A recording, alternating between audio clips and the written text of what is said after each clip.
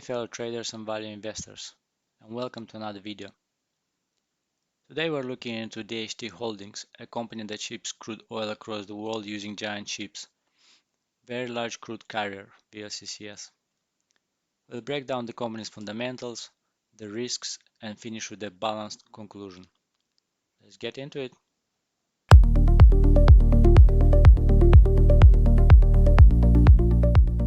DHT Holdings owns and operates very large crude carriers, or VLCCs.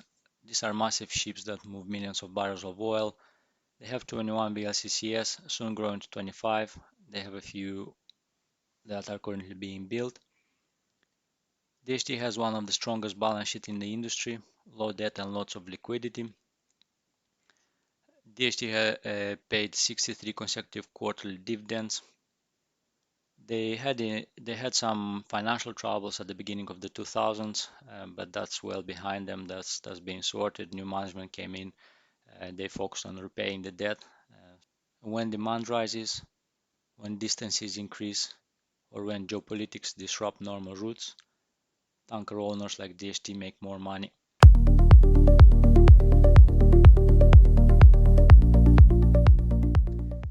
Now turn to the chart and we look at the financials. We can see that they had a revenue of 107 million this quarter. I'll remove this one, so we'll check in a second. And then net income of 44 million this quarter, and diluted earning per share of 0.28. We can see the total revenue was pretty much in line quarter over quarter. If you look annually, we can see that they have their peaks. It goes up, they have their growth, they have their peaks, and then it drops.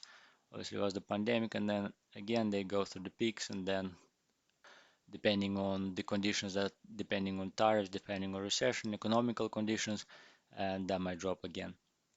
If you look at their balance sheet and then we expand the assets, we can see that they have 80 for the quarter. We can see that they have 81 million in cash and short-term investments. If we expand total liability, and we see we have a look at long-term debt. They have 237 debt, and if we can look quarter over quarter, we can see how debt has been decreasing slowly since 2023 and more. If we put it annually, we can see total long-term debt was dropping from 800 millions down to 300 millions that it is now, which is a positive. It's a good thing to see. If we turn to the stats, we can see the company has a price to earning ratio of 10.93, return on investment of 14%, gross margin of 32, and net margin of 41. As we can see, in net margins they had lows, and then they have highs, and then they had lows again, and now they're having a high net margin. So this shows that the stock is a cyclical, something to bear in mind further. Current ratio of 241 and debt to equity of 0.25. Just as a reminder, I like to see a current ratio of above 1.5 and debt to equity below 0.5 and a price to earning below 15. One quick thing I'd also like to highlight is the DHT margins. We come to the investor presentation. We can see that average TCE for Q3 were 40,500 fleet average per day, 38,700 per day spot, and 42,800 per day time charter. And then final thing that I'd like to add is the break-even numbers. If we come to the quarterly results, scroll down to the outlook, we can see that the break-even is at 15,200, and that's important for our calculation later on and for the conclusion, because at the minute they had an average of 42,200, and the management saying that for 2025, 68% of their fleet has been booked at a rate of 64,900 per day, and then total average was 52,400 per day for the remainder of the year, from what I understand. It'll be important to take this number into consideration when we make calculation, because as this is cyclical, these prices will not last forever. They will return to the break-even or to slightly higher numbers, and that's when this company should be even more attractive for us, because that will mean that it will be the bottom of the cycle. Everybody will be bearish, and that'll be the time for us value investors to buy the stock, capitalize on the dividend, and then look forward for the growth.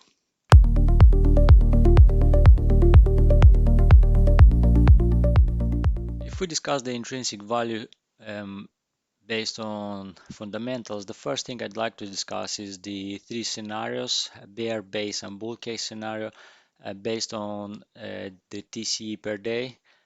And we need to look at that because these are highly likely scenarios. This is a cyclical stock. We've seen this before. So bear case scenario with the TCE per day returning 25,000, we would end up with an EBITDA of 120 to 150 million, and with an estimated uh, price between 7 and 10 dollars per share. That would mean a downside of about 20 to 40, a drop of the share price of about 20 to 40%. A base case scenario, which is highly likely, of share price between 35 of TCE per day between 35 and 45. We'll have an EBIT of between 220 and 260 million, dividend 0.80 to 120, and then the share price would be somewhere around 12 to 16 per share. This is where it's currently at. It's about just under $14 per share.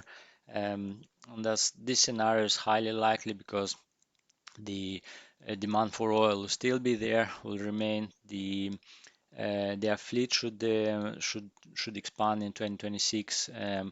The DHT is saying that they are exempt from any tariffs, so that should hopefully not affect them. And then bull case scenario, something that we see every few years. It is highly likely. I believe in the late 2008 that happened, right after the pandemic, when the Russia-Ukraine war started. We saw, and we're seeing it even now. The TCE per day prices are somewhere in this range, or approaching this range, 55 to 70 per day. Would end up with an EBITDA between 320 and 420, and a share price of about between 20 and 28. This will mean about 2x, 3x from here.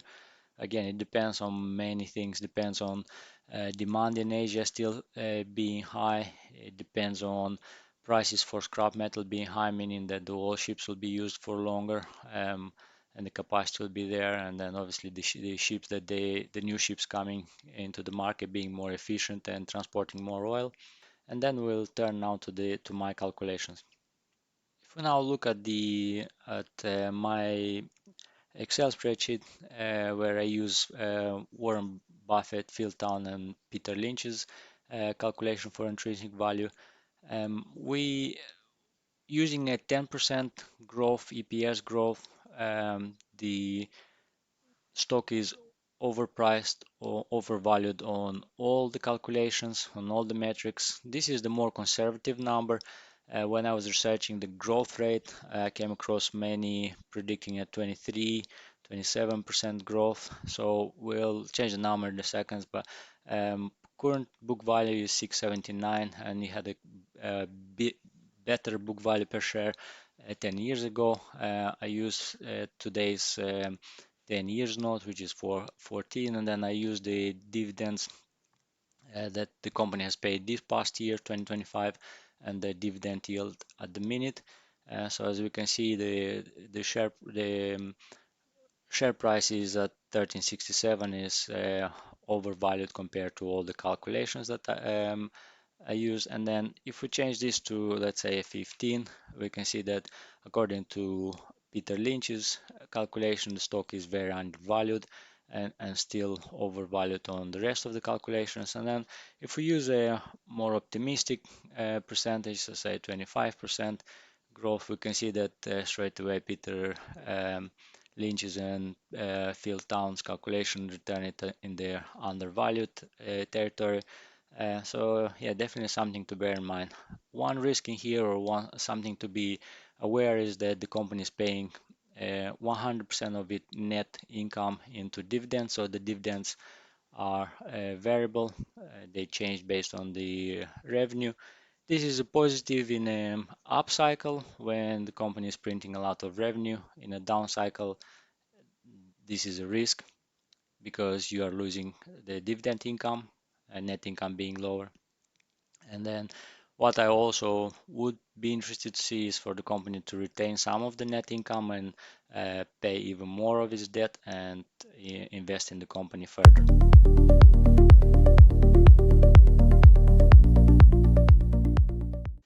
Now discuss the risk factors for the company.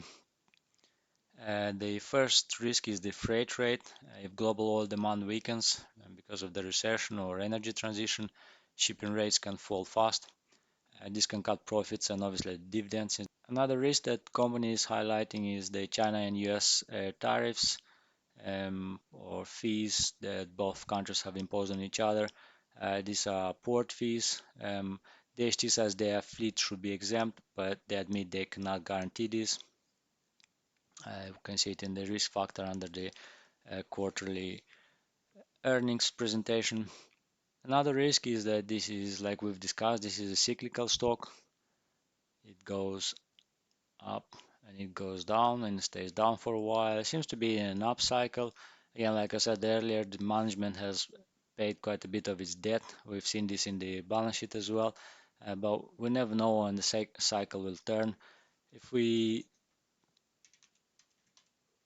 quickly look at the crude oil, we can clearly see here cycle going up, big long up cycle, going down, going up, back down, up and down. So it remains to see whether the cycle, whether or when the cycle will turn and what will cause it to turn.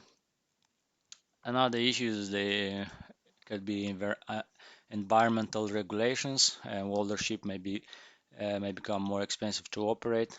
DHT is renewing its fleet, but cost still matters. And then the final one is the dividend. Like I said, the company is paying 100% of its net earnings in dividends. This means that when the cycle will turn, when the net earnings will be lower, the dividend payout will be lower.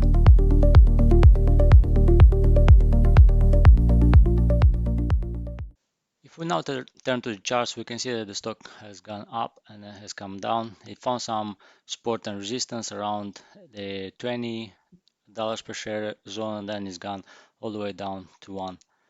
If we'll draw a couple of support and resistance zones, we can see that at the level where it's currently at, it found some support, it bounced off of it, and then it crashed eventually through it. We can also see that at around the 22 area, it tried to break through, it tried to rise, break through, and it failed and then it crashed. So that's a strong resistance zone. And then if we go back in today, we can see that the price is currently in an uptrend. We can see that MACD is currently about 50%. And we can see that it's recently printed a L1, long 2, and long 3, which means that the full candles has closed out away from EMA 21, which is the blue line, and the MACD was also about 50%. We can also see that the ATR dots are below the price chart, meaning that the stock is in an uptrend as well. And then we can see that it's currently at that so discussed resistance area. I'm hoping to see that on good earnings and then on good projection for the next quarter at least.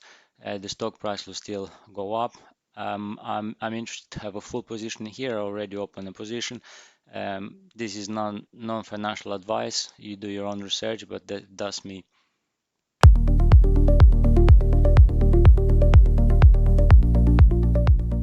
In conclusion, DHT Holdings is a strong, well-managed oil tanker company with low debt, high cash flow, and regular dividends, operating in the market that currently benefits from geopolitics and oil demand.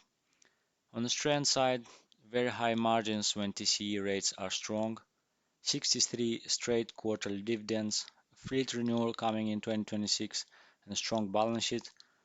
On the risk side, Oil demand or rates drop, China-US shipping fees, and the cyclical downturns.